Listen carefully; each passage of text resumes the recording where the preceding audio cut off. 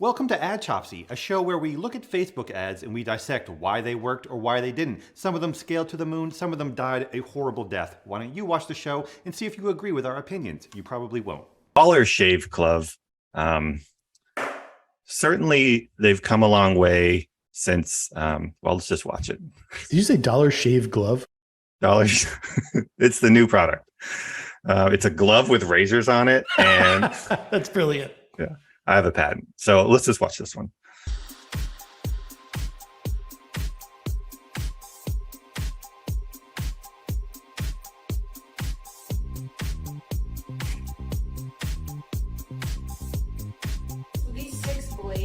This is like really getting every one. This is the smoothest my armpit has ever been.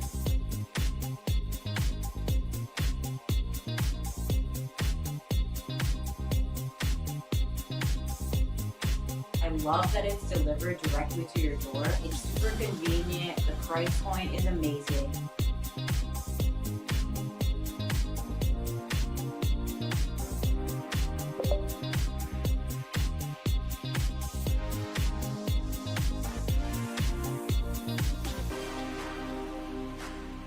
We have our shave butter. It's gonna help with ingrown hairs, razor bumps. I can actually see where I'm shaving.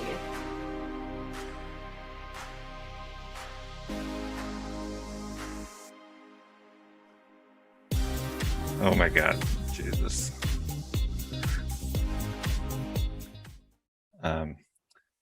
So I'll let you guys tear into it, but I think this ad is really super interesting because it looks like they're doing everything right, but they're like doing everything wrong in the way that they're doing it. But anyone have any thoughts on this ad? I wish we could go back and watch their similar ads of this aesthetic and vibe from like 2 years ago, when they used to be the absolute world leaders in this type of creative. And for the life of me, I don't understand why they're not running some of the bangers that they had back those days. Probably because they rebranded and or their product looks different. But man, did they have some like 10 out of 10 ads that were like this, right? Way more believable and better and fun. This is like the Dolly 2 version of their previous. Yes, exactly. The thing that they're like trying to remember is like, okay, let's show some close-ups of hair being shaved, and like let's do the razor throwaway, like, right? Like let's show a scantily clad woman. Like they're doing some of the tricks that they've learned in the past, but they're not really fully embracing the whole story. So yeah, there's some things they're getting right. Like this is almost more feels like almost like native in that it would be like one of those like news story style videos, not like UGC, but more like it reminds me of like those kind of cheesy weight loss or like supplement ads.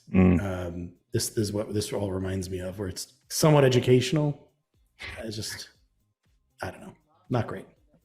It feels like to me somebody said, make a 3 reasons why ad with all this footage we have, and like shoehorn all the footage into the narrative of like what the 3 reasons why dermatologists or whatever. And like that's a tactic plenty of people use. It's fine, but I'm not following any of these words. I'm not reading any of these words.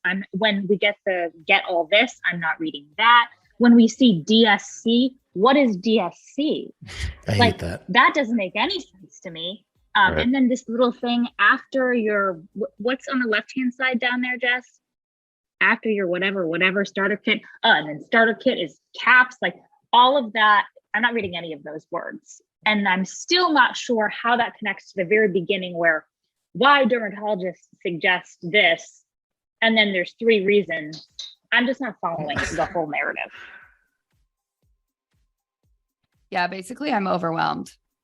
Yeah. Like, sorry, can we go back like for a second?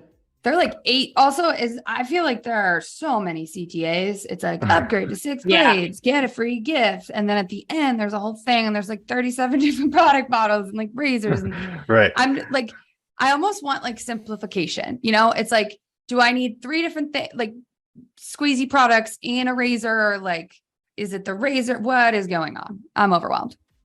Why is there a glove in the second shot? Why is there a doc? There you go. Dollar Shave Glove. Dollar Shave Glove. Come on. There it is. Wait a second. What an incredible quick callback. But seriously, what is the shot that has 2 hands and a third hand shaving? Oh, I know what this, I think, well, I could be wrong, but to me, it seems like stock of somebody about to get tattooed. Or Like, surgery? look at or surgery. Like the location is weird of this like underbelly sort of situation. I don't know. So We're about to get rid of our appendix, but also Right. don't use crappy razors when you do it. You know what I mean? here's what I think is happening. Maybe. So let's go through the first like 4 shots quickly. I think what happened is someone was briefed with the idea of let's increase our hook rate and hold rate, period. That's the only goal. That's the only goal. Yep. If we do that, we will improve performance. And like, it seems like to me, they just put their best hooks together, or not even best hooks. They're not just even like, good. Yeah. They're not good, but they are attention getting. They are confusing. Certainly that first one is weird. Why would you be shaving a rug? Second one is still confusing. Why are there 3 hands here? I've played with this before of like, there are sometimes I've shot ads or seen ads where something is shot from like a camera from like a first person perspective, but then both persons' hands are in frame.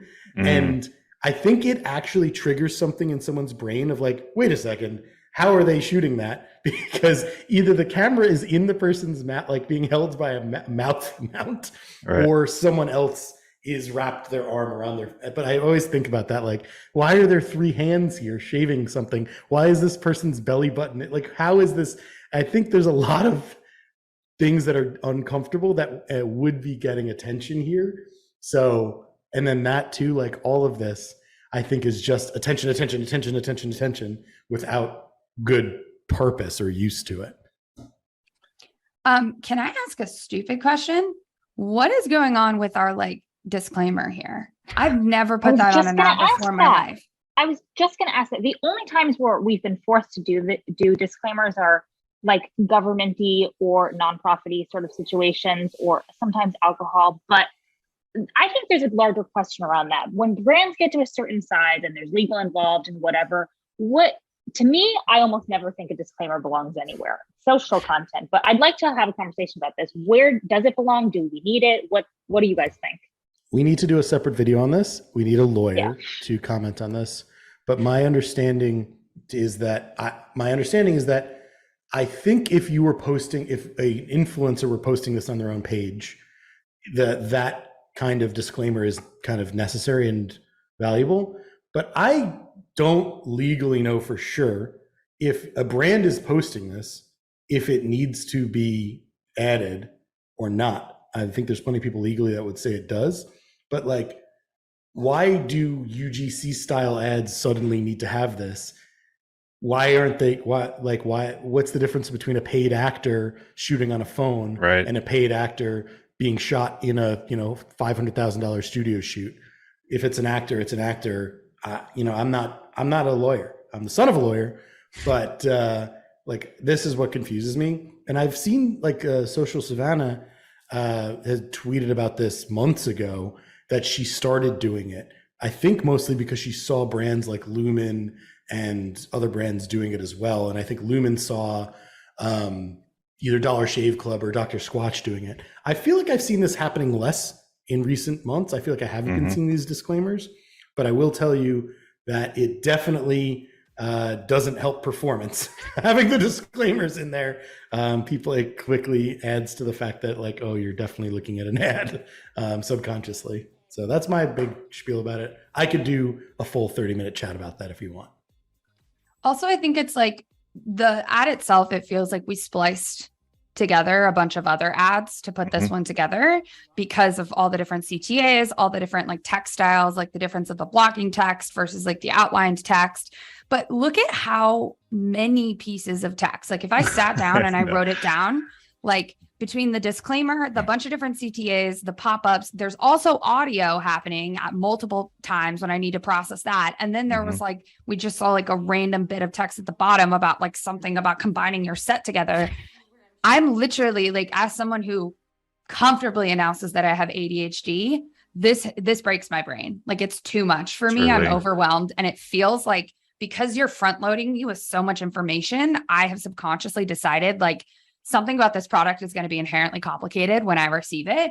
And I don't want complicated things because my life is complicated enough. So I'm probably going to pass. Yeah. People don't buy when they're stressed. You know, that's been studied and proven over and over again. I could argue the opposite for one second, what Alexa said of that if you have ADD or ADHD, whatever, like or anyone, it's very possible that like, because they're throwing so much stuff at you, you might only just be catching bits and pieces. And if each one of those bits and pieces catches you and that matter, like some of them matter and you miss some of them, like that's okay. Maybe I'm not really for this. I'm not saying it's good. You're in a heightened state of uncomfortableness. You're not going to sit through, you're going to be pieced out here, you know. Maybe. I think you can get a lot in if people are in a more comfortable state. But yeah, I generally agree. I'm just saying it's very possible that there is something working there in a weird subconscious psychological way that we're not even like catching, which is always the case with this kind of advertising. There's something that we're missing. You know, we expect this, we know this, but we also might be missing some other concept. Who knows?